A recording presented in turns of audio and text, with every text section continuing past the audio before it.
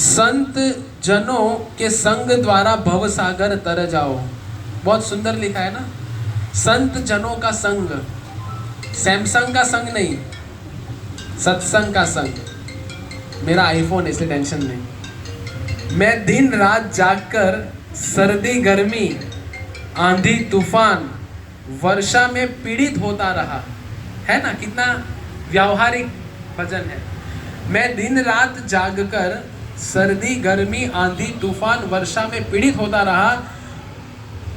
और बहुत सुंदर लिखते हैं, चपल सुख लव लागी रे, क्षण भर के सुख हेतु मैंने व्यर्थ ही दुष्ट तथा कृपण लोगों की सेवा की। हम सब लोग किसकी सेवा कर रहे हैं? कृपण और दुर्जन लोगों की सेवा। किसके लिए? चपल सुख, इतना सुख। चपल सुख लव लागी रे, लव मतलब हम जो बोलते हैं वो लव नहीं, आई लव यू, वो वाले लव की बात नहीं चल रही इधर। इधर लव मतलब क्या है? चपल सुख लव लागी रे, क्षण भर, तो उसको कहते हैं लव।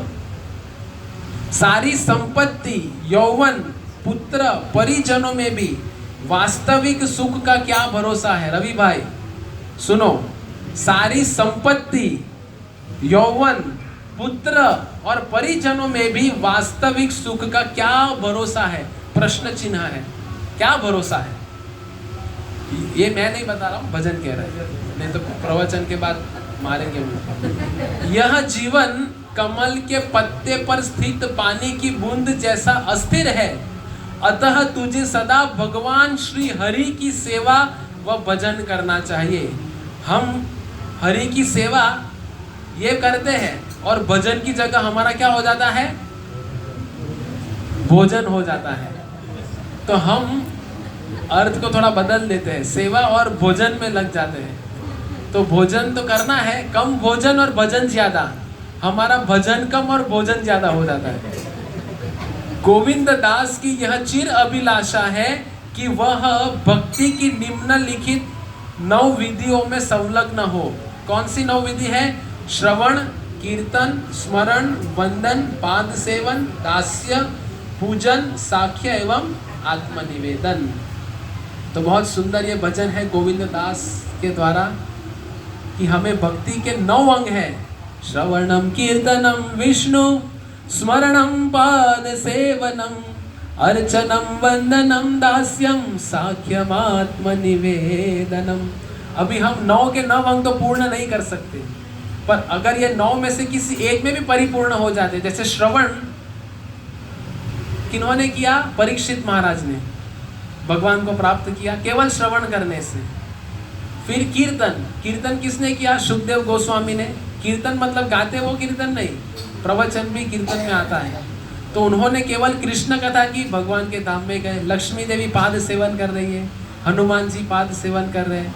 तो ऐसे भक्ति के 9 अंग में से अगर एक अंग में भी हम परिपूर्ण हो जाते हैं तो हमारी लाइफ झींगा लाला हो जाती है। तो अगर जीवन को परिपूर्ण बनाना है तो हमें कोई तो भी एक अंग में माहिर बनना है। तो इसलिए श्रवण करो, कीर्तन करो, भजन करो, वो होना चाहिए। और श्रील प्रभुपाद जी की कितनी असीम कृपा है हम पे, हम बद्ध जीवात्माओं के लिए। श्रील प्रभुपाद जी जब ये भजन गाते थे तो रोते थे।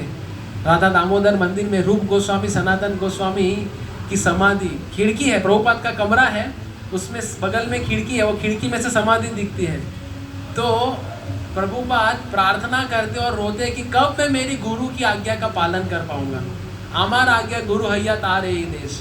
हमें भी गुरु की आज्ञा है, क्या है? केवल 16 माला जब ठीक से करो, 4 नियम का पालन करो। तो हमें भी इसके लिए रोना चाहिए कि मैं कब ये अच्छे से कर पाऊंगा। 16 माला हमारी बात करते करते होती है। हम 16 माला तो करते हैं, लेकिन हमारा माला से ज़्यादा ध्यान वो काउंटर पे होता है।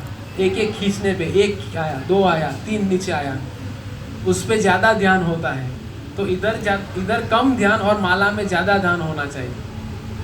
और फिर माला करते करते हमें स्मरण होता है कि आज ब्रेकफास्ट में क्या बनाया होगा, खिचड़ी तो नहीं खिलाएंगे ना, या आज प्रवचन के बाद क्या होगा, मौसम भी बड़ा बेईमान है,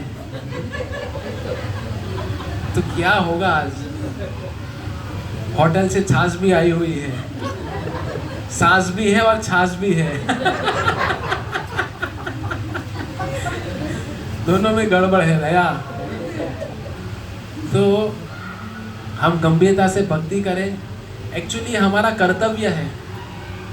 कल प्रवचन का शीर्षक है हमारे युवाओं का, युद्ध में लगो या युद्ध में लड़ो। लगो और लड़ो में अंतर है, वो क्या है उसके लिए आपको यूथ प्रोग्राम में आना पड़ेगा।